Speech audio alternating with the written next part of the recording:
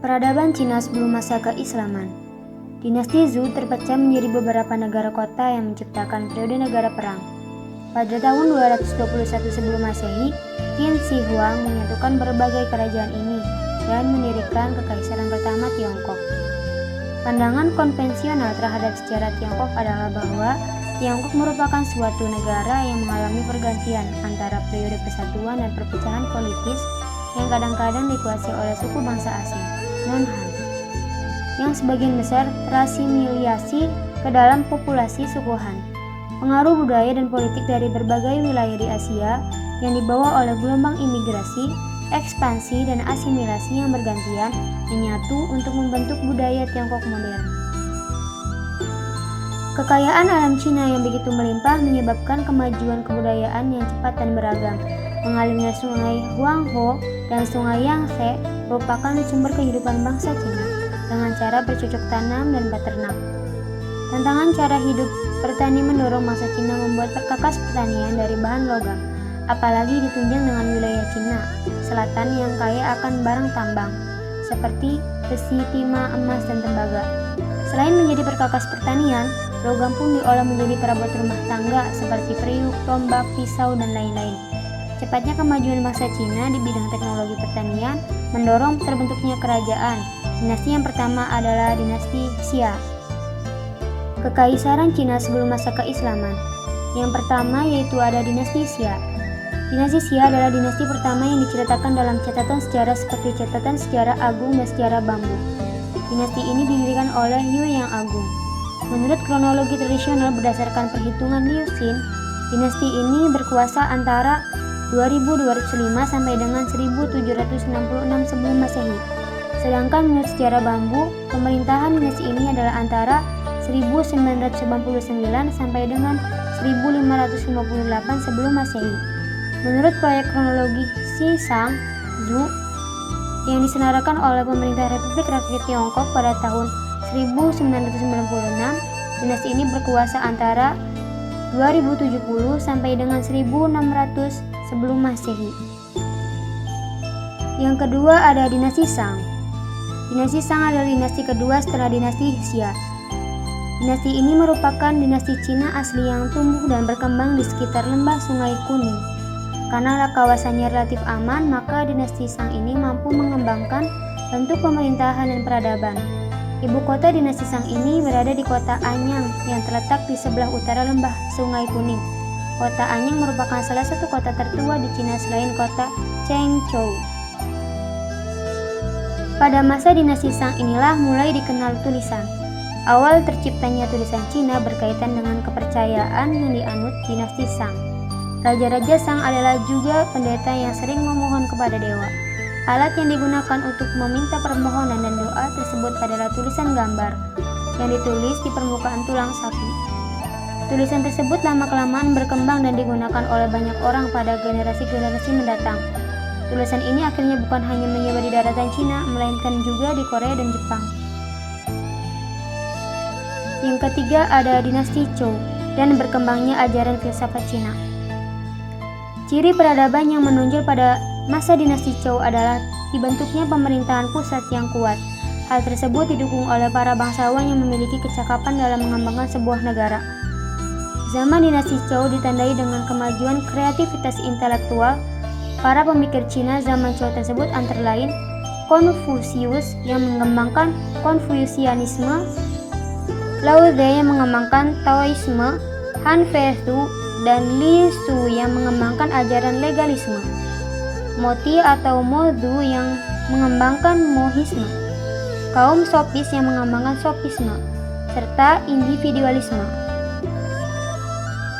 Selain kedua dinasti di atas, masih ada dinasti-dinasti lain di wilayah Cina, seperti dinasti Qin yang berdiri sekitar tahun 221 sampai dengan 207 sebelum Masehi, dan dinasti Han yang berdiri sekitar tahun 206 sebelum Masehi sampai dengan 220 Masehi.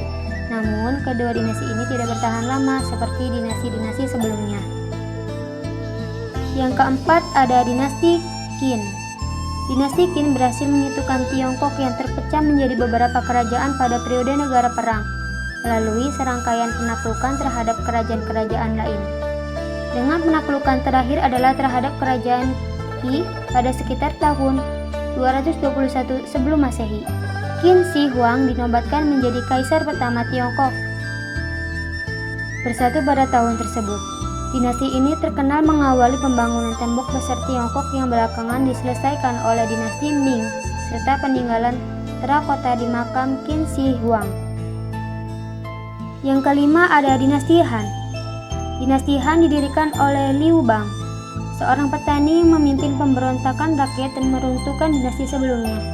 Dinasti Qin pada tahun 206 sebelum Masehi.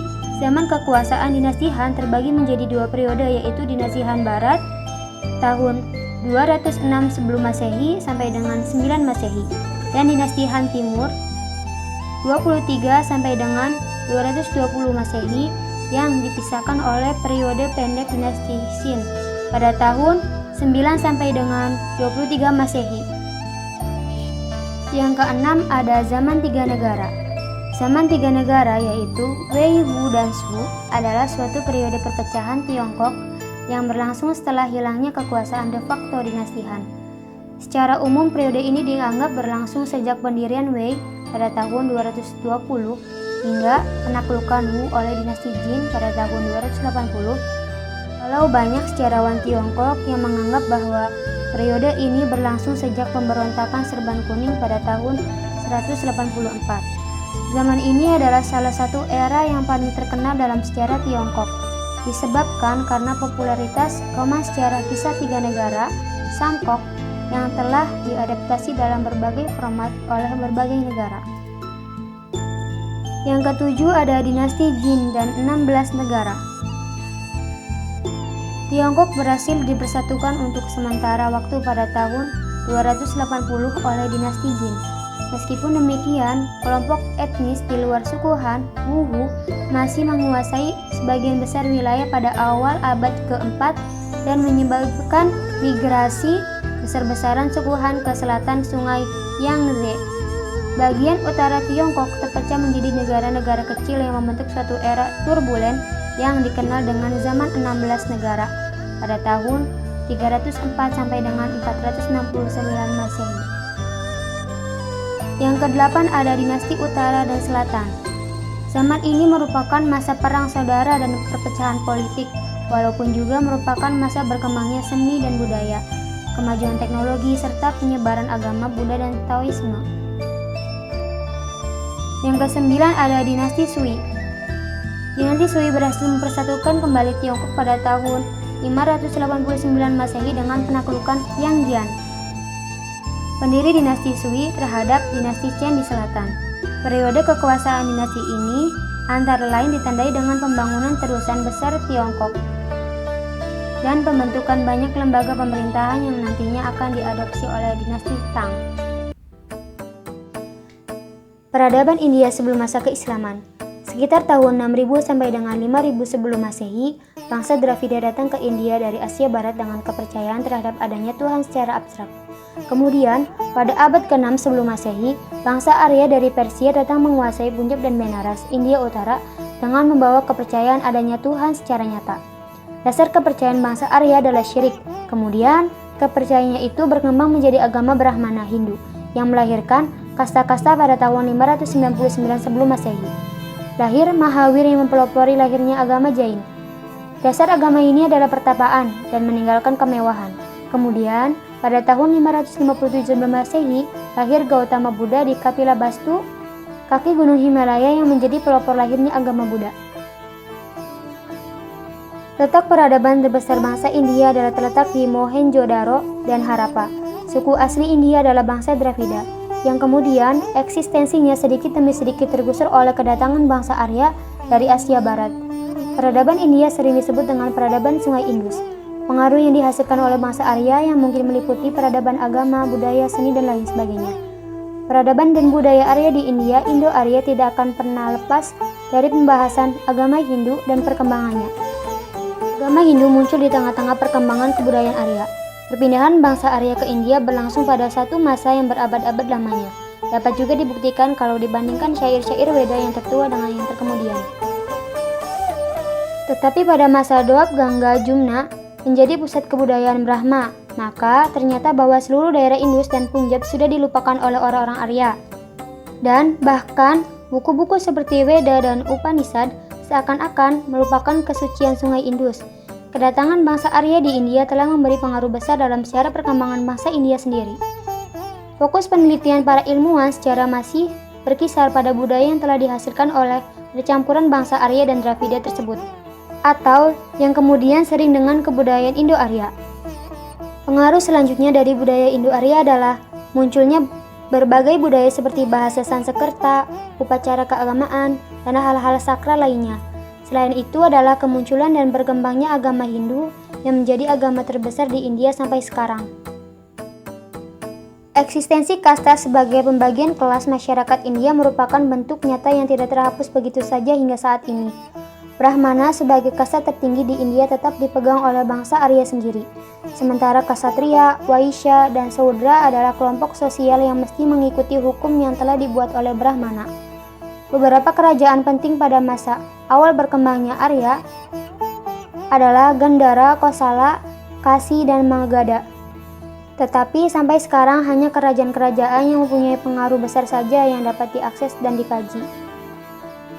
Perkembangan kerajaan-kerajaan di India sebelum masa keislaman. Yang pertama ada Kerajaan Maurya. Kerajaan Maurya dengan Chandragupta Maurya sebagai raja pertamanya. Dalam waktu singkat, kekuasaan Maurya sudah membentang dari Kashmir di barat hingga daerah lembah Sungai Gangga di timur. Ibu kota kerajaan ini adalah di Pataliputra. Pada perkembangan selanjutnya, kerajaan ini dipimpin oleh Asoka pada tahun 268 sampai dengan 232 sebelum Masehi, cucu Chandragupta Maurya. Pada awalnya, Asoka beragama Hindu, tetapi kemudian menjadi pengikut agama Buddha, dan agama tersebut menjadi dasar pemerintahannya.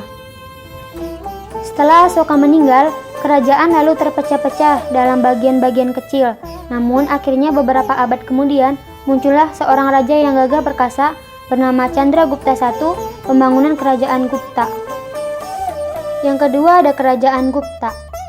Chandragupta I dari tahun 320 sampai dengan 330 membangun kerajaan ini berpusat di Sungai Gangga.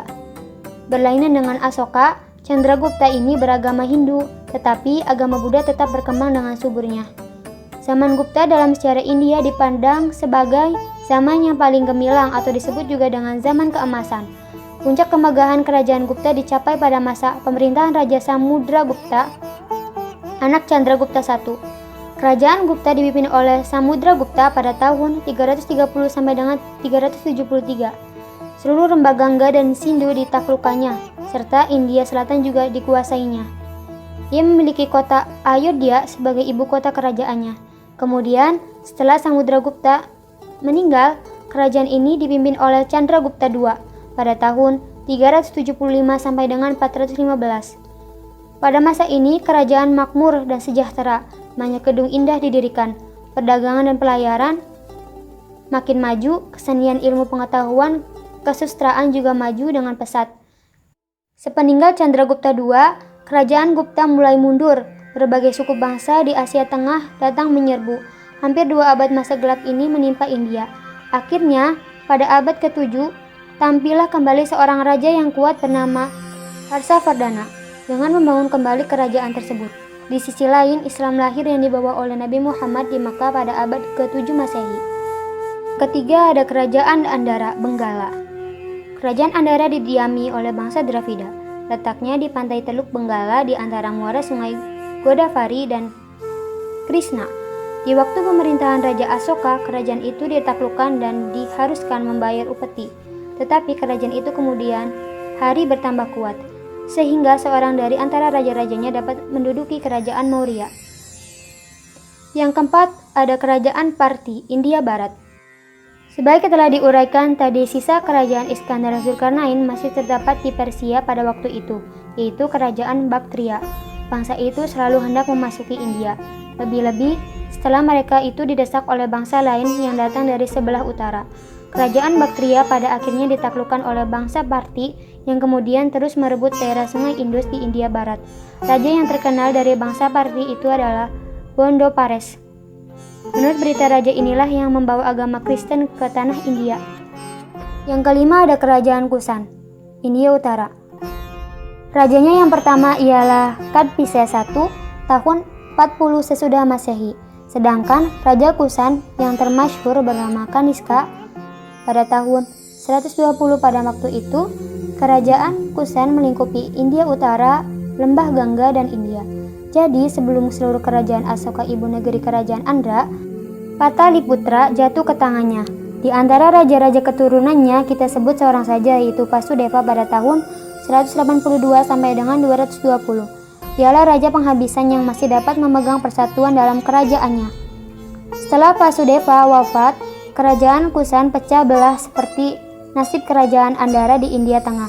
Kerajaan Kusan lenyap juga dari sejarah zaman yang mulai dengan keruntuhan kerajaan Kusan dan Andhra sampai zaman Gupta, yang meliputi lebih kurang 100 tahun adalah zaman yang sulit sekali dalam sejarah India.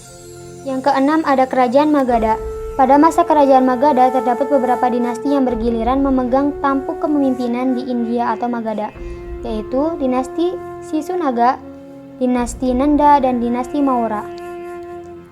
Kondisi Asia Selatan, dulu India, pada masa sebelum masuknya Islam telah mengalami perkembangan yang sudah cukup lama, dari beberapa tahun sebelum Masehi. Dalam perkembangan tersebut, India sudah mempunyai kebudayaan tinggi. Secara general, kondisi India sebelum Islam datang ke sana sudah relatif tertata masyarakatnya, dengan kehidupan ekonomi yang makmur, meskipun adanya polemik politik karena perebutan kekuasaan di antara putra-putra mahkota. Namun, kondisi keagamaan di India cukup terjaga, tidak mengalami kemunduran.